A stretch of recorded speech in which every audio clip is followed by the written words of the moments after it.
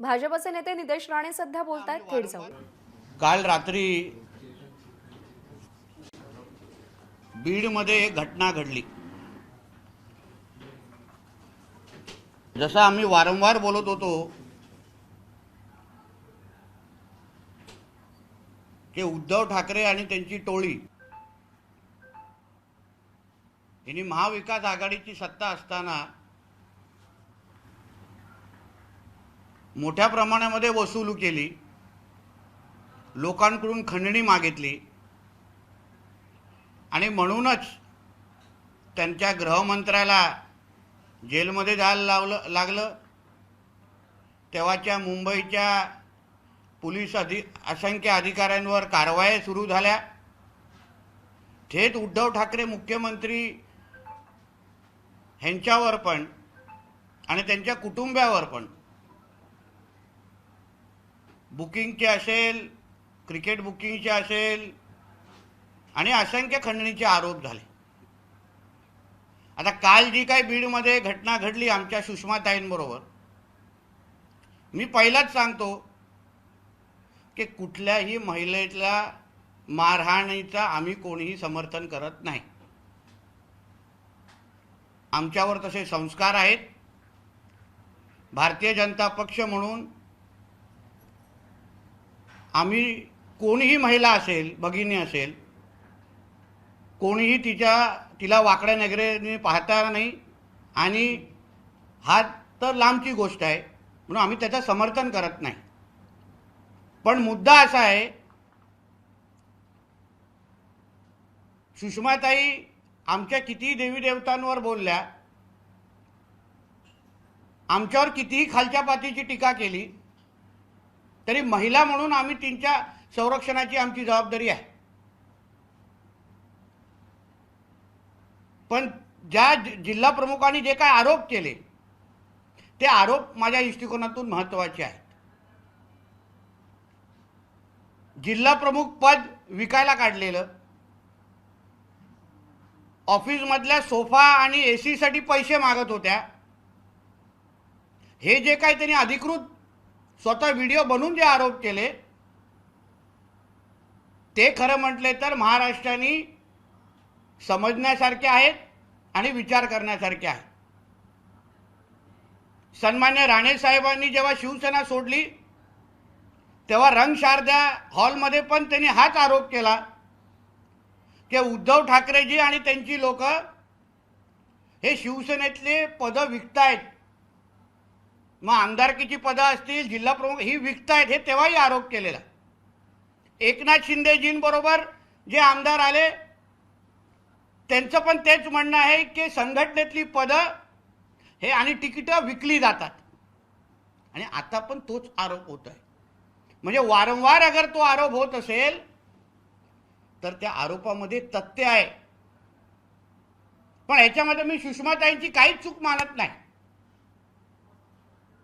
किंवा महाप्रबोधन यात्रेसाठी जे संजय राजाराम राऊत येणार आहेत, जे सुषमा अंधेरीजींच्या जी काय महाप्रबोधन यात्रा आहे, त्यांच्याकडून दुसरी काय अजून आम्हाला अपेक्षाच नाही। कारण का जसा पक्षप्रमुख तसे त्याचे कार्यकर्ते, पक्षप्रमुखांचे सगळे गुण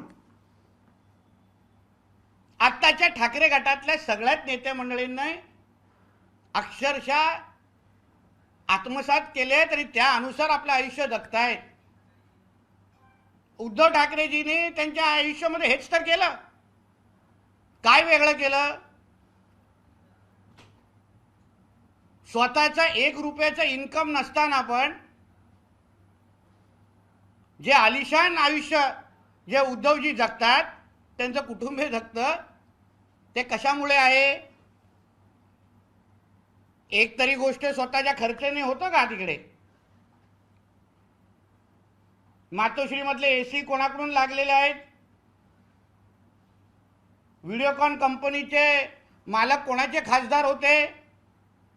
मातोश्री बघा, व्हिडिओकॉनचे तुम्हाला एसी तिथे दिसणार। आता पण लीला हॉटेल आहे, ह्यांची सगळी लॉन्ड्री तिथे जाते। कारण का ह्यांची लीलामध्ये भारतीय कामगार सेना आहे. सगळे कपडे धुण्यासाठी लीलाकडे जातात. जो काही खर्च मातोश्रीचा आहे, मग गाड्यांच्या मेंटेनन्सचा पण असो, तो पहिल्यापासून एक पटेल नामचा व्यक्ती करतो, सर्व्हिसिंग पासून सगळं.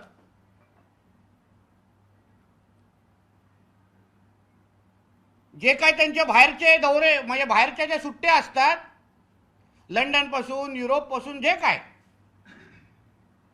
मी चॅलेंज करतो, 1 रुपया पण उद्धवजीच्या खिशातून जात नाही. कुठले उद्योगपती तिकीट पासून हॉटेल पासून जेवणापासूनचा खर्च काढतात, ह्यांची नावं सकट हॉटेलचे बिल सकट आम्ही तुम्हाला देऊ शकतो. बोलण्याचा फळ एवढाच आहे की सुषमाजी अजून वेगळं काय करणार, संजय राजाराम राऊत वेगळं काय करणार. आता आपला पक्षप्रमुख अगर असा असेल तर आम्ही कशाला खिशातले पैसे काढायचे, आम्ही कशाला एसी आणि सोफ्यासाठी पैसे द्यायचे. मध्ये ज्या असंख्य आरोप जे उद्धवजींवर व्हायचे, मग त्या गौरी भिडे मला आठवतात, ते कोर्टातही गेलेल्या. सामनाचा साधा संपादक, तो आता संपादक पण राहिला नाही, तिथे पण त्याला साईड पोस्टिंग दिलेली आहे, म्हणजे त्याला पदावर पण ठेवलेलं नाही संजय राजाराम राऊतला. सामनाचा साधा संपादक आज फ्लाईटमध्ये फर्स्ट क्लास शिवाय फिरत नाहीत. बाहेरच्या गाड्या आणि मोठ्या मोठ्या प्रॉपर्ट्या कुठल्या हिशोबाने घेतल्यात, कोणाकडून घेतल्यात, खंडणी करूनच घेतल्यात ना, खंडणी मागूनच घेतल्यात ना. तुला तुझ्या आणि तुझ्या मालकाचा 1 रुपयाचा कुठे इन्कम नाही, ऑफिसचा कुठला पत्ता नाही, पण स्वतः खंडणीच्या पैशावर जगणारे ही लोक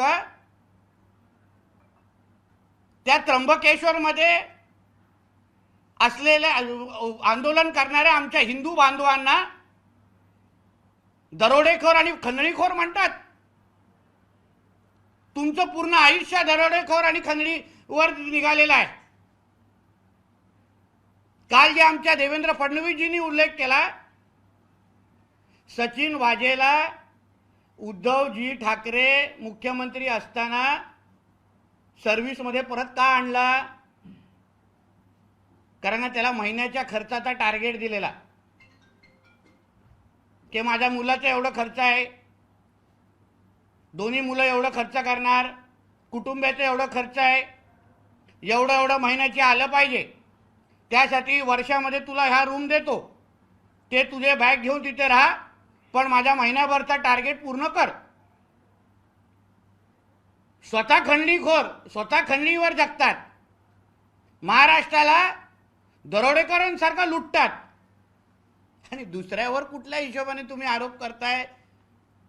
तुमची सगळी अंडी पिल्ली आम्हाला लोकांना माहिती आहेत.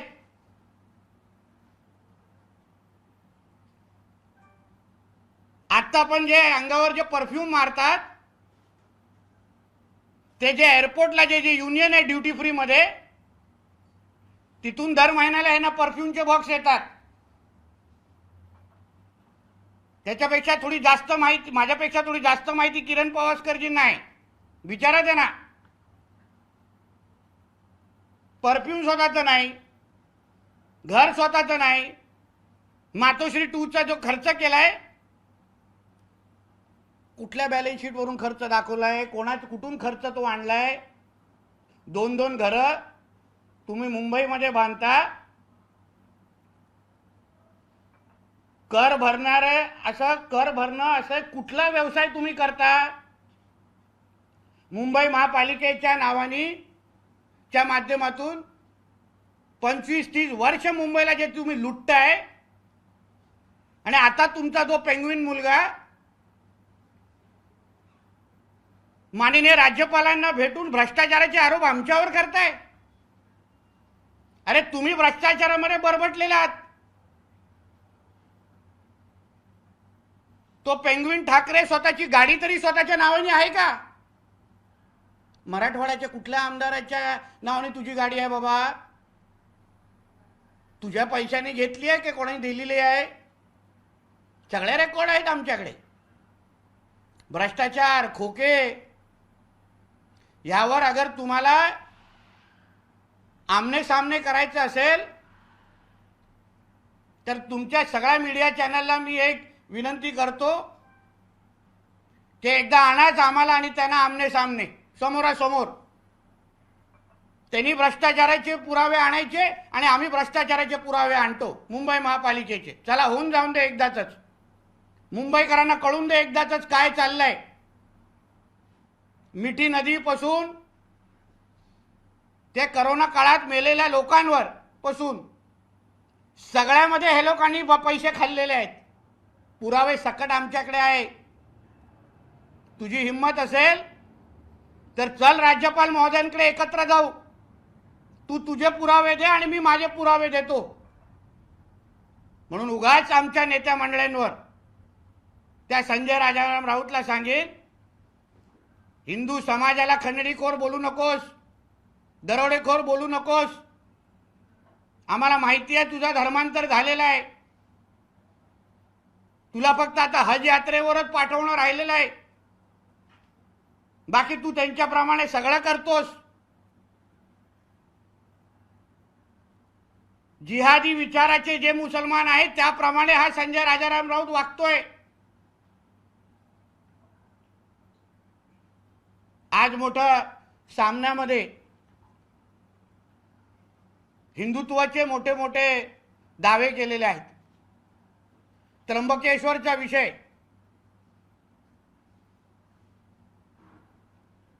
जो चालवला कोणी, तिथे जाऊन आम्हाला आतमध्ये चादर चढवायची आहे हट्ट करणाऱ्या लोकांनी चालवला. आम्ही सुरू केला नाही. कोणाला तिथून अगर ती हे काय करायचं असेल, काय म्हणतात त्याला, उरूस उरूस उरूस काढायचं असेल तर काढा ना, आम्हाला काय हरकत नाही. वर्षानुवर्षी चालले ना, काढा ना. पण चादर घेऊन आतमध्ये आम्हाला चादर टाकायची, हा हट्ट कशाला? म्हणून काल बोललो ना, संजय राजाराम राऊतनी सगळे आपले अंगरक्षक बाजूला करायचे आणि जायचं आता त्र्यंबकेश्वरला आणि तिथून परत येऊन दाखवायचं. हिंदू समाजाची जी सातत्याने जी बदनामी चालली आहे, की हे लोक दंगल भडकवतात, हे लोक महाराष्ट्रामध्ये दंगल करतायत, हे लोक मंदिरामध्ये असे हट्ट धरतायत, वातावरण खराब करतायत. तो काल हुसेन दळवाई जाऊन तिकडे आगीत तेल ओतण्याचं काम करून आलेला आहे.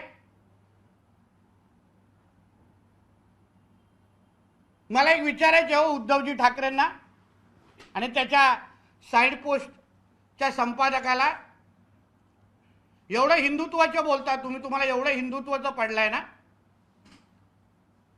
मग कोरोनाच्या कालावधीमध्ये कोरोनाच्या नावाने, कोविड-19च्या नावाने तुम्ही सगळी मंदिरं बंद केली गर्दी होईल म्हणून. तुम्ही आम्हाला कोणालाही सण साजरे करून दिले नाहीत करोना होईल म्हणून. म्हणजे गणपती देवाच्या मूर्तीच्या उंचीपासून ते मंडळाच्या बॅनरपर्यंत आणि मंडपाच्या साईजपर्यंत हिंदू सण आला तर लगेच ह्यांचे निर्बंध करण्यात, तेव्हाच कोरोना वाढतो. उरूस आणि ईदच्या टायमाला कधीच कोरोना वाढत नाही. कोरोना आणि यांच्यामध्ये मॅच फिक्सिंग होती तेव्हा. मला उद्धवजींना विचारायचं आहे, तुम्ही खरंच हिंदुत्वाचे दावे करताना आमच्या कुठलाही महाराष्ट्रातला हिंदू ना तुम्ही कोरोनाच्या नावाने घाबरून ठेवलं, कोणालाही सण साजरे करायला दिले नाहीत आणि आम्ही सगळेजण कोरोना पसरू नये म्हणून तुमचं ऐकलं. मग तुमचा मुलगा त्याच कोरोनाच्या कालावधीमध्ये जे आमच्या मोहितजीने मुद्दा उचलला, त्याच टायमाला दारू कसा पीत बसलेला हो हॉटेलमध्ये. ओपा नावाचं हॉटेल होतं. तो दारू पिल्यावर, तो मजा मारल्यावर कोरोना पसरत नाही उद्धवजी. पण समस्त हिंदू समाज अगर सण साजरा करत असेल,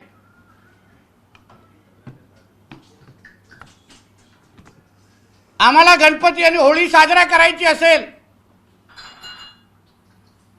ते लगेच तुम्हाला कोरोना वाढतं आणि लगेच आमच्यावर तुम्ही केसेस टाकायच्या.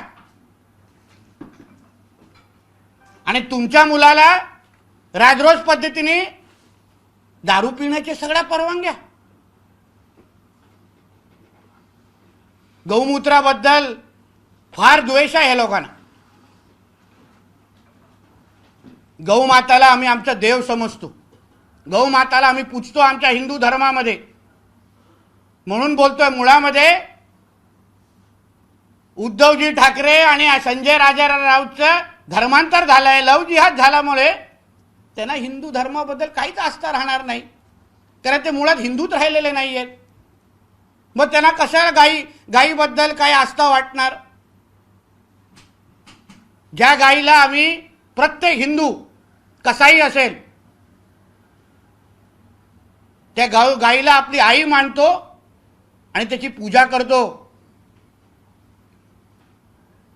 गौमूत्र हे आमच्यासाठी धार्मिक विधीच्या निमित्ताने फार मोठं शुभ आहे.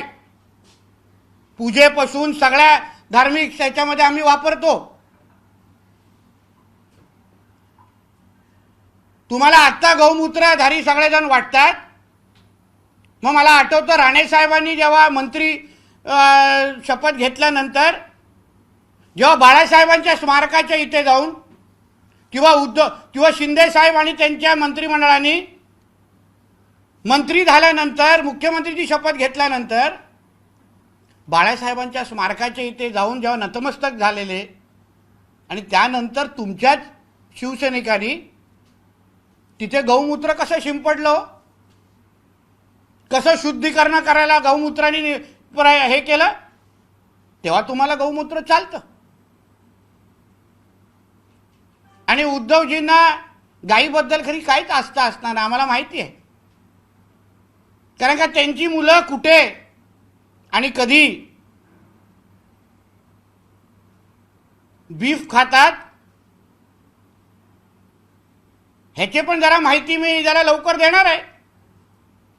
कुठल्या हॉटेलमध्ये बीफची ऑर्डर दिली जाते आणि बीफ खाल्लं जातं.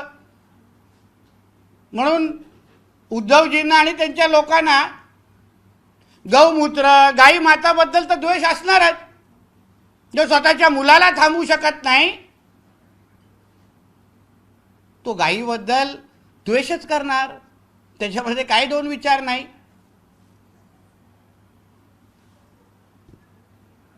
महाविकास आघाडीमध्ये समान जागेची चर्चा झाली असं आम्ही तेव्हा ऐकलं, आणि नंतर आता संजय राजाराम राऊत सांगतायत, कुठेतरी नांदेडला बोललेत की आम्हाला 19 जागा पाहिजे. 19च्या खालती आम्ही ऐकणार नाही. पण आम्ही तर ऐकलंय, महाविकास आघाडीची जी बैठक सिल्वर ओकला झाली त्याच्यामध्ये ठाकरे गटाला फक्त 5च जागा ऑफर केल्या. ते 5 वर लढवायचं लढवा, नाही तर सोडून द्या. खरं आहे की नाही? उद्धवजींनी आणि संजय राजाराम राऊतनी सांगावं. 5च्या जास्त तुम्हाला द्यायला तयार नाही आहेत, आणि त्याच्यामध्ये पण तुमचे लोक भांडतायत. दक्षिण मुंबई, अरविंद सावंत त्याच्या सीटूला सुरुंग संजय राजाराम राऊतनी कशी लावलं, याबद्दल थोडं मी माहिती देऊ का?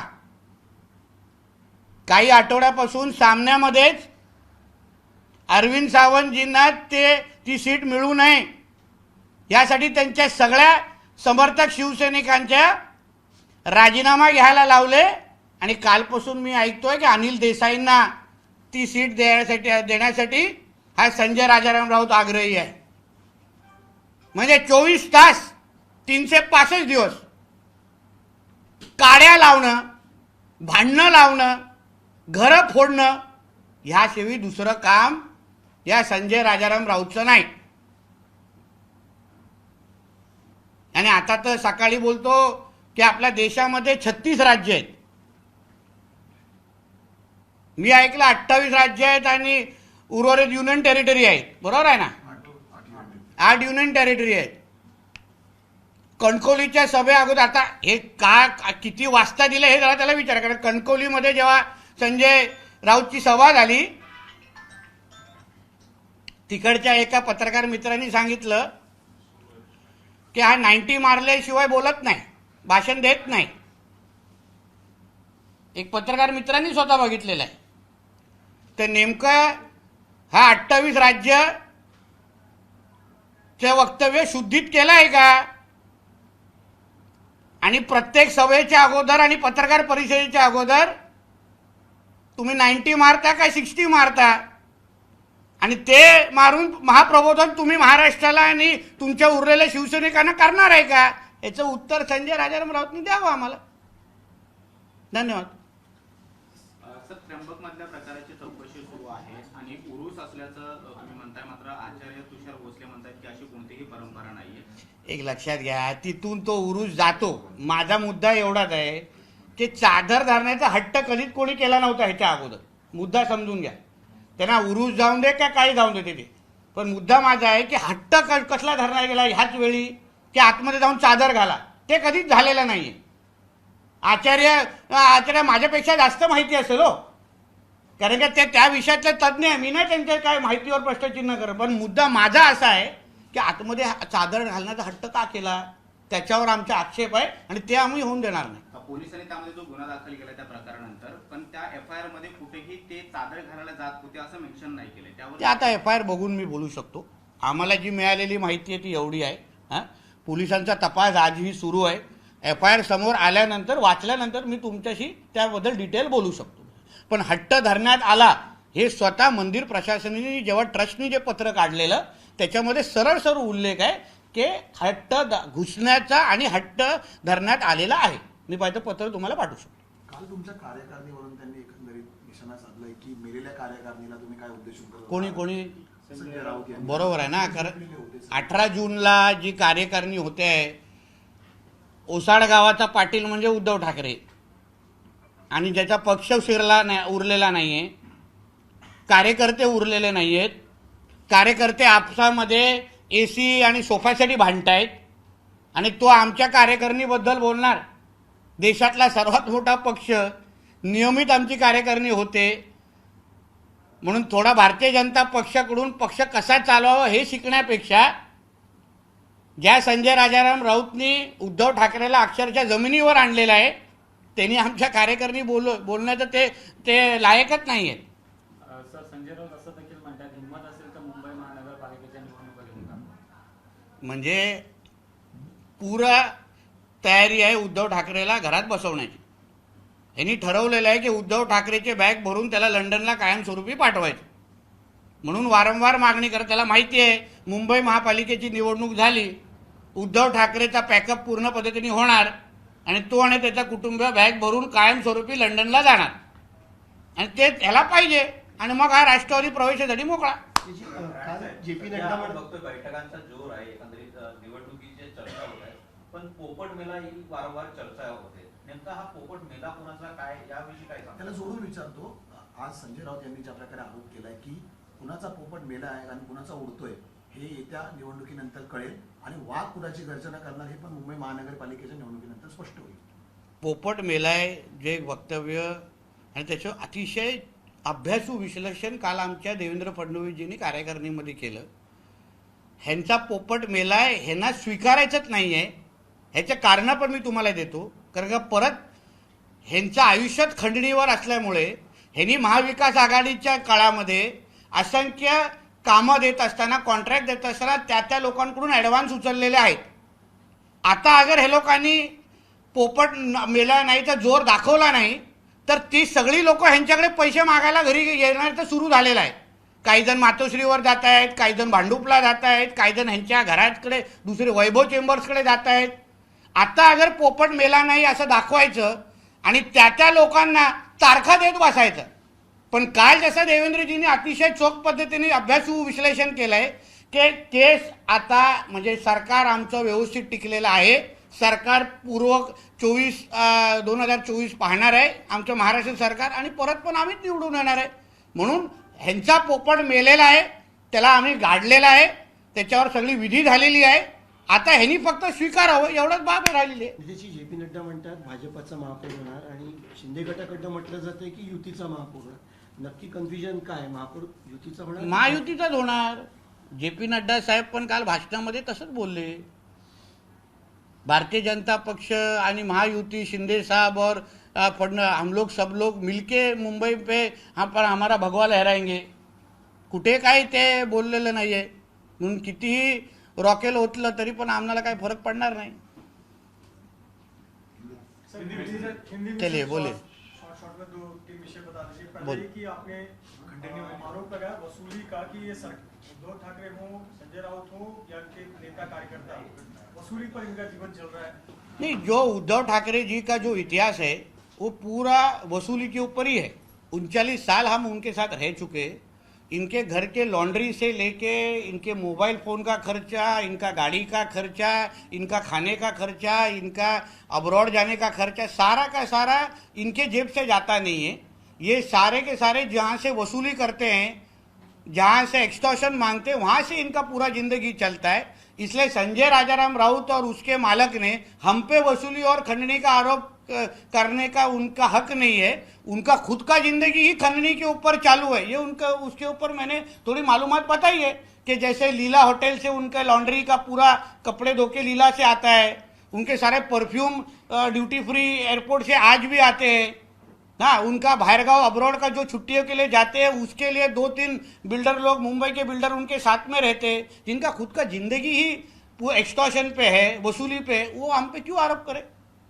दूसरा विषय है त्र्यंबकेश्वर मंदिर को लेकर, जहाँ जिसके बारे में आप कह रहे हैं कि संजय राउत बिना सिक्योरिटी के वहाँ जाकर जाए, दिखाकर जाए. जाना ही, क्योंकि उन्होंने कल 2-3 दिन से हमारा हिंदू समाज झूठा है, हमारा हिंदू समाज ही राइट या दंगल पहले करता है, उस तरीके की बदनामी हमारे हिंदू समाज की उन्होंने शुरू की है. उनको ना हमारे गौमूत्र पसंद है, ना हमारे गाय का इज्जत वो रिस्पेक्ट करते हैं. और हिंदू समाज कितना बड़ा झूठा है ये बताने की कोशिश कल से कई दिनों से संजय राउत करते हैं. इसलिए मैंने उनको कहा कि आप में अगर हिम्मत हो, आप सच्ची राजाराम राउत के बेटे हो, तो जाके दिखाइए त्र्यंबकेश्वर में, आपको हिंदुओं की ताकत दिखेगी. क्योंकि हमको झूठ बोलने के पहले जो खुद हिंदू होने के बावजूद हिंदुओं की बदनामी ये कर रहे हैं, तो पहले ये त्र्यंबकेश्वर में जाके आए और खुद 2 पैर से वापिस चल के दिखाए आते वक्त. संजय राउत कह रहे हैं कि 19 जो सीटें लोकसभा की जीती थी हम उस पर बरकरार रखेंगे, वही नंबर रहेगा. सिल्वर ओक के मीटिंग में उनको 5 सीट ऑफर हुआ ठाकरे सेना को, जितना मेरी मालूमात है. 5 सीट से ज्यादा हम तुमको देंगे नहीं. तुम्हारे सारे खासदार तुमको छोड़ के गए. पवार साहब उद्धव जी के बारे में क्या सोचते हैं ना, वो उनके बुक में उन्होंने कहा है. मेरे को अलग से बोलने की जरूरत ही नहीं है. पवार साहब उद्धव ठाकरे की कितनी इज्जत करते हैं वो उनके खुद के बुक में कहा है. इसलिए इज्जत के हिसाब से उनको 5 सीट देने का ऑफर किया है. 5 seat low Verna get out हो जाओ, वही है. सर, महंत समिति महाराष्ट्र के पीठाधीश्वर हैं, उन्होंने ये आज मांग की है कि त्र्यंबकेश्वर के पास जो दरगाह है वो नाथ समुदाय का एक मंदिर पुराना रहा है, इसलिए आर्कियोलॉजिकल सर्वे ऑफ इंडिया और भारत सरकार इसका सर्वे कराए और नाथ समुदाय के अगर मूर्तियां वहां पर मिलती हैं तो दरगाह उनको दिया जाए, ऐसी मांग किया है उन्होंने. मैं पूरा समर्थन करता हूँ. महाराष्ट्र में ऐसे जो मंदिर है, जो ऐसी दरगाहें हैं जिनके ऊपर मंदिर बनाए गए हैं, उनका सारे का सर्वे हो जाए और एक ही बार दूध का दूध पानी का पानी हो जाए. जो हमारा है वो हमको मिलना चाहिए, जो हमारा नहीं है वो उनके पास रहेगा तो हमको कोई प्रॉब्लम नहीं है. मगर जो जिनका हिंदुओं का जिनके ऊपर हक है वो हिंदुओं को वापस मिलना ही चाहिए. इसलिए मैं पूरा समर्थन करता हूँ जल्दी से जल्दी सर्वे हो जाए. ये जो हरकतें जो हो रही है ना त्र्यंबकेश्वर की, ये उसी के वजह से हो रही है. चादर डालने की कोशिश जो हो रही है ताकि हमारे मंदिर वो ले वापस. हमारा एक बार चादर डालेंगे तो फिर उस दौर अपना हक दिखाएंगे. हमारे जो शिवाजी महाराज के जो किले हैं, जो किलों के ऊपर जो इंक्रोचमेंट जो किया है, जो झोपड़ियां बनाई है, उनका कोशिश ही है कि पूरे किले भी अपने हाथ में ले ले. तो ये पूरे के पूरे हिंदू समाज को खत्म करने की जो साजिश ये जिहादियों की है उसको रोकना होगा। तो एक ही बार हमारी सारी मंदिरें हमको वापस मिल जाए, ऐसे मैं भी मांग करता हूँ। सर मराठीमध्ये सांगा, समुदायाने ज्या पद्धतीने ही सगळी मागणी केलेली आहे की जी केंद्राने राज्याने यांचा सगळा इतिहास आढावा घ्यावा आणि त्यानंतर जी मंदिरं आहेत ती मंदिरं पुन्हा द्यायला द्यावी। नाथ समुदायाने केलेली मागणी अतिशय रास्त आहे, अतिशय योग्य आहे। इतिहासानुसार जे आम्हाला मिळालंच पाहिजे, जे आमचं आहे ते आम्हाला मिळालंच पाहिजे। मुळामध्ये इतिहासानुसार आपण सगळे हिंदूच आहोत आणि त्याप्रमाणे आमचे जिथे जिथे देवी देवता आहेत ते हक्काने आम्हाला परत मिळावे। महाराष्ट्र सरकार आज एक हिंदुत्ववादी विचाराचं सरकार आहे देशात आणि राज्यात। त्यांनी सगळी सर्वे हे योग्य पद्धतीने करावं। जसं किल्ल्यांवर अतिक्रमण हटवण्याची मोहीम आमच्या राज्य सरकारने घेतली आहे तसंच हे सर्वे महाराष्ट्राच्या कानाकोपऱ्यात करावं। जे त्र्यंबकेश्वरला झालं ते ह्याच्याचमुळे झालेलं आहे की आज जाऊन चादर टाकण्याचा प्रयत्न करायचा आणि उद्या त्र्यंबकेश्वर मंदिरच आमचं आहे, तुम्ही लोक इथे नव्हतेच, हिंदूंना तिथे बंदी घालून टाकायची। हे अगर एकदाच बंद करायचं असेल तर एकदाच हा सर्वे करा आणि आमचं आम्हाला देऊन टाका आणि उरलेलं त्यांचं काय असेल ते त्यांच्याकडे राहून दे। सर, आपने एक अभी जो है मराठी में बयान के दौरान कहा कि संजय राउत बार बार जो बीएमसी के इलेक्शन की मांग कर रहे हैं, लग रहा है कि वो उद्धव ठाकरे का पैकअप करा के उनको लंदन भेजना चाहते हैं। इसके बारे में जरा हिंदी में बताइए। क्योंकि संजय राउत जी का पहले दिन से मतलब जब से उनको प्रीतिश नंदी को सांसद बनाया और उनको सांसद नहीं बनाया तभी से उन्होंने ऐसा म्हणजे उनका उन्होंने तय किया है कि उद्धव ठाकरे और बाला साहब को मैं खत्म कर दूंगा। और उसके हिसाब से उन्होंने जिसके सामने बोला वो आदमी को मेरे बाजू में प्रेस में बिठा सकता हूं मैं, अरुण बेतकेकर नाम है वो उनका, माजी सरचिटनीस लोकाधिकार समिति, उनके सामने संजय राउत ने ये कहा है। तो उनके साथ जो कुछ उन्होंने उस टाइम जो उन्होंने तय किया था उसके हिसाब से उनका काम चल रहा है। उनको मालूम है बीएमसी का चुनाव होगा, उद्धव ठाकरे की हार तय है। उद्धव ठाकरे की जो कोई बची हुई शिवसेना है वो कुछ जीतने वाली नहीं है और उसके बाद उद्धव ठाकरे का कुछ काम ही नहीं इधर। उनको लंदन बहुत पसंद है, दूसरों के पैसे पे जाके वो लंदन घूमते हैं, तो एक ही बार उनका बैग पैकअप करके उनको लंदन भेजने की इनकी तैयारी है। महाविकास अघाड़ी सर लगातार उनके नेताओं की तरफ से दावा किया जा रहा है कि इस बार का जो लोकसभा चुनाव होगा उसमें करीबन 35 सीट वो जीतेंगे, जबकि आप लोगों ने टारगेट 40 से ऊपर की रखी हुई है। तो ये उनके दावे में आप किस तरीके से आप कैसे वो 35 जीतेंगे ये कभी उनके लोगों को हमारे सामने बिठाइए। उद्धव जी जो 18 सीट जो शिवसेना जीती 2019 को वो मोदी जी की वजह से जीती। जिधर किधर भी उद्धव जी का फोटो लगाए, छोटा फोटो लगाया था, बड़ा फोटो तो मोदी जी का था। राष्ट्रवादी कांग्रेस कभी 5 सीट के ऊपर जाती नहीं है, क्यों 10 सीट तो कभी देखती नहीं, डबल डिजिट। कांग्रेस तो पिछली बार 1 पे रुकी थी महाराष्ट्र में, तो 35 कैसे जीतेगी। और इस बार उद्धव जी को मैंने सुना है वो महाविकास आघाड़ी की बैठक में सिर्फ 5 ही सीट ऑफर किया उन्होंने। ये जो 16 और 19 तो है तो बोलते ना वो मुंगेरी लाल के हसीन सपने हैं। नितेश जी, एक सवाल इसी से जुड़ा हुआ है। क्या बीजेपी का एक प्लान है कि करीब 50% वोट शेयर जो है बीजेपी के हाथ में आना चाहिए, इसको लेकर क्या कुछ आप लोग प्लानिंग कर रहे हैं, किस तरह से क्या मुद्दे लेकर लोगों के बीच में जाएंगे ताकि लोकसभा और आने वाले विधानसभा में 50% का जो टारगेट है वो। देखिए हमारे 2 प्लान है जो हमारे कल चर्चा और ज़्यादा डिटेल में बता नहीं सकता, मगर इतना ही है कि मोदी जी ने जो 9 साल से हमारे देश में अलग अलग काम जो किए हैं, अलग अलग योजनाएं जो लाए, वो योजनाओं को हम लोगों के पास लेके जाने वाले हैं, लोगों के बीच में लेके जाने वाले हैं। और उनके काम के ऊपर हम 2024 में हमारा 50% से ज़्यादा वोट लेके आएंगे। और दूसरा है हिंदुत्व का विषय लेके हम लोगों के सामने जाने वाले। आज हमारा देश ये एक हिंदू राष्ट्र है, यहाँ 90% लोग हिंदू रहते हैं और उसके हिसाब से हिंदुओं के लिए देश मतलब हमारा हिंदुस्तान देश है। इसलिए मोदी जी का काम और हिंदुत्व का नाम ये लेके हम देश की जनता के सामने जाने वाले। एकंदरीत लोकसभा विधानसभा जिंकण्यासाठी काय अजेंडा ठरलेला आहे आणि कुठली 2 मुद्द्यांमध्ये तुम्ही आगामी निवडणुकांमध्ये जसा मुद्दा तुम्हाला सांगितलं, मोदीजींनी जे गेल्या 9 वर्षामध्ये अतिशय यशस्वी पद्धतीने आपला देश चालवला। गेल्या 10 महिन्यापासून आदरणीय एकनाथ शिंदे साहेब आणि देवेंद्र फडणवीस साहेबांच्या नेतृत्वाखाली जे आम्ही काम करतोय राज्यामध्ये, ह्या सगळी कामं आम्ही जनतेच्या मध्ये घेऊन जाण्याचं आमच्या सगळ्यांचं ठरलेलं आहे. त्या पद्धतीच्या आम्हाला जबाबदाऱ्या प्रत्येकाला मतदारसंघ भूतनिहाय दिलेल्या आहेत. आणि एका बाजूला मोदीजींचं काम, सरकारच्या योजना, आणि दुसऱ्या बाजूला हिंदुत्वाचा मुद्दा, ह्या गोष्टी घेऊन आम्ही, कारण का एक लक्षात घ्या की जिथे भारतीय जनता पक्ष जिंकते तिथे भारत माता की जयचे नारे लागतात, आणि जिथे काँग्रेस जिंकते तिथे पाकिस्तान जिंदाबाद ऐकायला मिळते. म्हणून आमचा देश सुरक्षित ठेवायचा असेल, कारण का गेल्या 9 वर्षापासून तुम्ही आमच्या देशाकडे कोणालाही वाकड्या नजरेने बघण्याची हिंमत राहिलेली नाही, ना पाकिस्तान किंवा कुठल्याही देशाची. देश अंतर्गत होणाऱ्या अतिरेकी कारवाया पण आपल्या देशामध्ये थांबलेल्या आहेत. म्हणून 2024 मध्ये येणारं राम मंदिरचं निर्माण आणि राम मंदिर तयार झाल्यावर आहे, आणि मोदीजींचं काम, हे घेऊन आम्ही लोकांच्या समोर 2024ला जाणार आहोत. मगाशी म्हणाला की गायीबद्दल आस्था जो बाळगत नाही तो हिंदू नाही असं तुम्ही म्हणाला. गायीबद्दल ज्याला आस्था नाहीये तो हिंदू नाही असं तुम्ही म्हणालात. योग्य. सावरकरांनी गायीबद्दल जे मत व्यक्त केले, त्यांच्या एका पुस्तकामध्ये लिहिलेलं आहे की गाय हा उपयुक्त पशु आहे, त्याला पशु म्हणून पाहावं, त्याची पूजा. त्यांनी सायंटिफिक मत आपलं मांडलेलं आहे. पण हिंदुत्व हा मूळ सावरकरांचा विषय आहे. वीर सावरकरांनी जे हिंदू राष्ट्रबद्दलचा संकल्प मांडलाय ना, त्याच्यामध्ये सायंटिफिक अँगल पण त्या गोष्टीला दिलेला आहे. त्याने गाईला मारून तुम्ही बीफ खावा असं बोललेलं नाहीये कुठे. गाईचे कत्तलखाने तयार करा असे कुठे लिहिलेले आहेत का त्यांनी? असेल तर तुम्ही माहिती द्या. त्यांनी सायंटिफिक अँगल मांडलेला आहे. एक पूजे धार्मिक अँगल आहे, एक सायंटिफिक अँगल आहे. त्याप्रमाणे पण सगळं का सगळं हिंदुत्वाच्या चौकटीत आहे. निवडणुकीच्या दृष्टीने 1 वर्ष जे आहे, ज्या पद्धतीने आता खासदार लोकसभेची निवडणूक येणार आहे, आणि या लोकसभेच्या निवडणुकीसाठी आमदारांना देखील तेवढी जबाबदारी देण्यात आली आहे की खासदार निवडून येण्यासाठी. त्यामुळे काय स्ट्रॅटेजी आहे, कारण की ज्या ठिकाणी आमदार नाहीये त्या ठिकाणी कशा पद्धतीने भाजप आता मी जास्त डिटेल मला वाटतं पक्षाचे अधिकृत प्रवक्ते तुम्हाला देतील.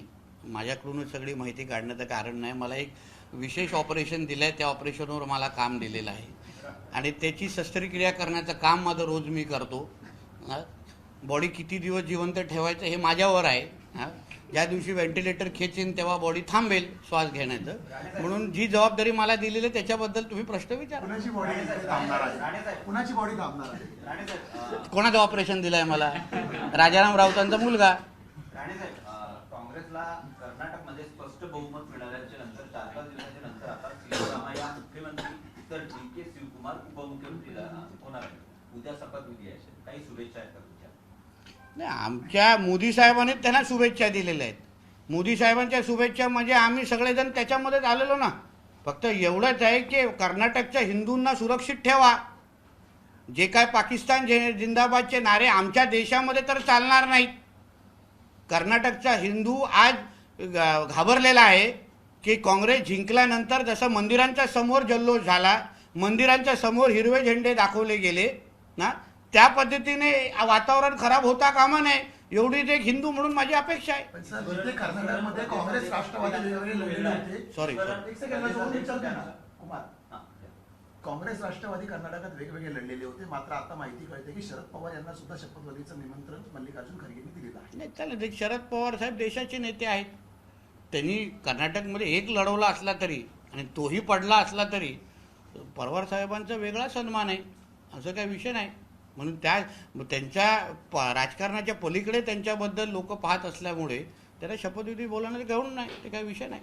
तुम्ही किंवा देवेंद्र फडणवीस ज्या प्रकारे टीका करताय उद्धव ठाकरेंच्या लोक माझे सांगाती पुस्तकामध्ये ज्या प्रकारे शरद पवारांनी मांडणी केलेली आहे, मात्र सुप्रिया सुळेंची आता प्रतिक्रिया आली की 100 चांगल्या गोष्टी दिलेल्या आहेत, त्याकडे दुर्लक्ष करून काही ठराविक नोट्स फक्त काढण्याचं काम केलं जातं. म्हणजे ताईंना मी सांगतो की 100 चांगल्या गोष्टीपेक्षा 5 जे आम्ही वारंवार जे बोलत होतो ते सत्य जे पवार साहेबांना पण कळलं त्याबद्दलच आम्ही बोललो ना. कारण का गेल्या 2.5 वर्षामध्ये जेव्हा महाविकास आघाडीचं सरकार होतं तेव्हा आम्ही वारंवार बोलत होतो की उद्धवजी घराच्या बाहेर येत नाही, उद्धवजी मंत्रालयामध्ये जात नाही, उद्धवजींना प्रशासन कळत नाही.